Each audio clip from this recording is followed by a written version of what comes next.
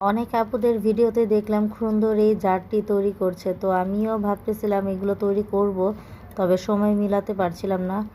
আর আজকে যেহেতু একটু সময় পেয়েছি তাই ভাবলাম এখন করেই ফেলি। তো যেইভাবে সেই কাজ, এখানে আমি কার্ডবোর্ডটাকে প্রথমে একটু বড় করে রাউন্ড করে কেটে নিয়েছি। তারপর লাগবে আমাদের এরকম একটা বোতলটাকে কিন্তু আমাদের এরকম কেটে নিতে হবে।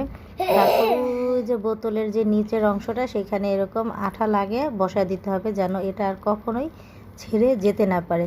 আর এখানে দেখলাম অনেকে স্টিক ব্যবহার করছে, যেহেতু আমি স্টিকগুলো কিনিনি আর আমার ঘরেও নাই স্টিক, তো আমার কাছে ছিল বাঁশের সুন্দর এই কঞ্চিগুলো, যেটা আমি ঝাড়ুর থেকে বের করেছিলাম। আজকে ওইগুলোই কাজে লাগিয়ে দিয়েছি। ঝাড়ু থেকে যদি দারুণ কিছু হয় তাহলে তাও ঝাড়ুই ভালো।